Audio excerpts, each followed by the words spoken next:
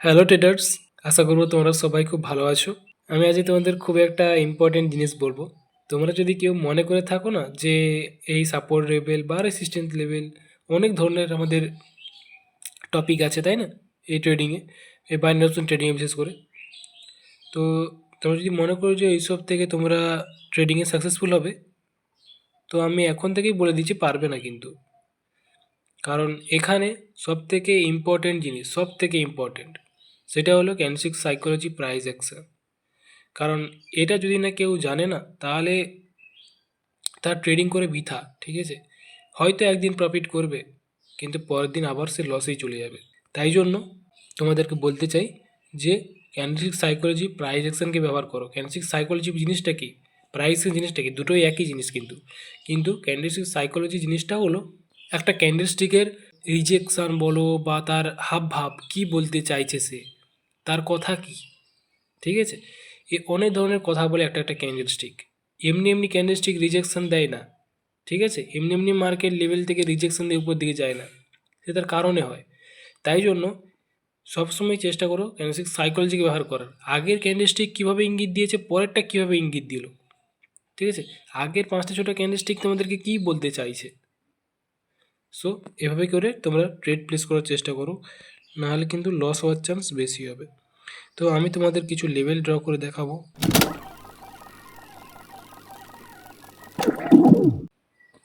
ঠিক আছে, আমার মনে হয় মার্কেট রেটটা নিচের দিকে আসার চেষ্টা করবে, কারণ এই যে ব্রেকআউটটা হয়েছিল এটা একটা ফেক ব্রেকআউট করে মার্কেট উপরে দিয়ে গিয়েছিল। ফেক ব্রেকআউট বলতে যেমন মার্কেট তো নিচের দিকে আসছে, নিচের দিকে আসার সময় সে কিন্তু ব্রেকআউট করে এসেছে, মানে রিয়েল ব্রেকআউট। ওকে, কিন্তু মার্কেট উপরের দিকে যাওয়ার সময় সে কি করেছে, লেভেলটাকে স্ট্রংভাবে ব্রেকআউট করে উপরে দিয়ে গেছে। ঠিক আছে, একটা বড় ক্যান্ডেলস্টিক এখানে দেখতে পাচ্ছি আমরা। এই ক্যান্ডেলস্টিকটা ইজিলি লেভেলকে ব্রেকআউট করে উপর দিয়ে গেছে। তো এটা হয় একটা ফেক ব্রেকআউট। আর ফেক ব্রেকআউটের কারণে মার্কেটে পরে ক্যান্ডেলস্টিক কী হয়েছে, স্ট্রংলি রেডরা আবার অ্যাক্টিভ হয়ে গেছে। কারণ কেন রেডরা অ্যাক্টিভ হয়েছে, তার কারণ কি, তার কারণ হলো এটা আমাদের অলরেডি সাপোর্ট লেভেল ছিল, স্ট্রং সাপোর্ট লেভেল। তো সেই স্ট্রং সাপোর্ট লেভেল যখন মার্কেট না বলে ওকে ব্রেক করে যায়, তখন সেটাকে বলে ফেক ব্রেকআউট। আর যেই কারণে পরে ক্যান্ডেলস্টিক মার্কেটে কে নেমে আসে, সেলার্সরা নেমে আসে। ঠিক আছে, যেই কারণে ডাউন অপশনের জন্য ট্রেড প্লেস। তো আমাদের প্রথম trade win. Next support level আমাদের এই জায়গাতে আছে।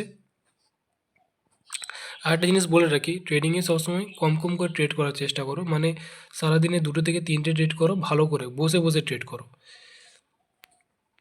ঠিক আছে, সারাদিনে 50টা ট্রেড করে কোনো লাভ নেই, এখানে শুধুমাত্র কোয়ালিটি ম্যাটার করে। ঠিক আছে, কোয়ান্টিটি নয়। তো আমাদের সাপোর্ট লেভেল সব ব্রেক করেও না নিচের দিকে মার্কেট যাওয়ার চেষ্টা। ওকে, কিভাবে মার্কেট এখানে ক্লোজ দেয় দেখবো, তারপর ট্রেড প্লেস।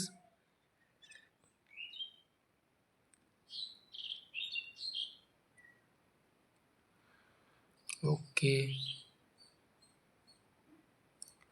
আমার মনে হয় মার্কেটে গ্রিন যাওয়ার চান্স বেশি আছে, কারণ এগুলো সবই কিন্তু মার্কেটের সাপোর্ট লেভেল। এগুলো সব আমাদের কিন্তু সাপোর্ট লেভেল। এর একটা সাপোর্টের কিন্তু একটা এরিয়া টাইপের।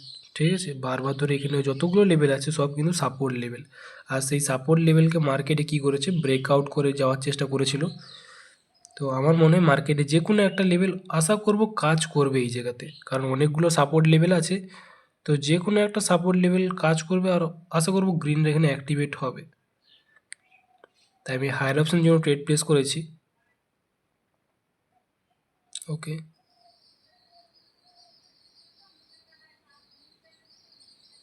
ওকে, পারফেক্ট। তো তাহলে আমি কেন ট্রেডটা করলাম, এই ট্রেডটার পেছনে কারণ হলো যে আমাদের অনেকগুলো এখানে সাপোর্ট লেভেল আছে, অনেকবার ধরে মার্কেট এখানে রিভার্স করেছে। তো আশা করবো যে কোনো একটা সাপোর্ট লেভেল মার্কেট এখানে কাজ করে যাওয়া দরকার ছিল,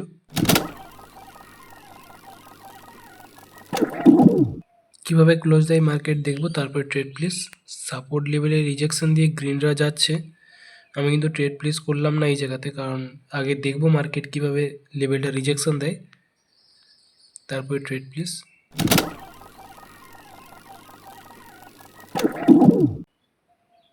ঠিক আছে, আশা করো মার্কেটে রেডরা অ্যাক্টিভেট হবে আবার, কারণ গ্রিনরা যদি স্ট্রং হতো তাহলে ইজিলি যেতে পারতো।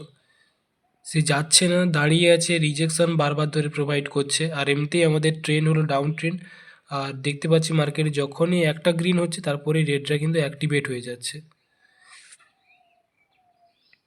তাই গ্রিনরা ততটাও যাওয়ার ইচ্ছে ছিল না, আমি রিজেকশন দেখতে পাইনি উপরের দিকে যাওয়ার, তাই আমি ডাউন অপশনের জন্য ট্রেড প্লেস করে দিয়েছি। শেষ পর্যন্ত দেখবো আমাদের এখানে কি ক্যান্ডেলস্টিক চলে আসে। এটা যদি উইন হয়ে যায় এটা আমার লাস্ট ট্রেড। ওকে,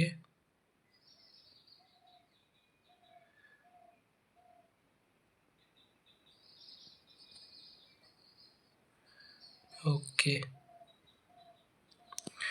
তো ঠিক আছে। তো তোমরা যদি ট্রেড প্লেস করো তো এইভাবে ট্রেড করো, তাড়াহুড়ো করতে যাবে না, ঠিক আছে? সবসময় মার্কেটকে বুঝে শুনে তারপরে ট্রেড প্লেস করো, কারণ এই জায়গাতে সাইকোলজি খুব ম্যাটার করে। তাড়াহুড়ো করে তুমি যে ভাবছো, হয়তো এক্সাম্পল হিসেবে একটা কথাই বলি এই জায়গায় তোমাদের, আমরা কী করি জানো তো, হুটহাট করে ট্রেড প্লেস করে ফেলি।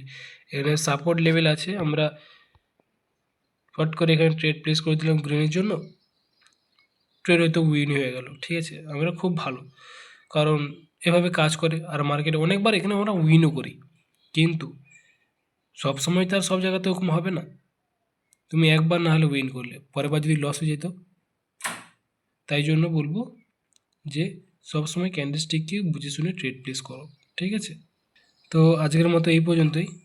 আশা করবো তোমরা সবাই এই ভিডিওতে নতুন কিছু জানতে পেরেছো, নতুন কিছু শিখতে পেরেছো। যদি ভিডিওটা ভালো লেগে থাকে তাহলে একটা লাইক করবে, যদি চ্যানেল নতুন হয়ে থাকো তাহলে চ্যানেলকে সাবস্ক্রাইব করে নেবে, আর নতুন নতুন সাইকোলজির দ্বারা ভিডিও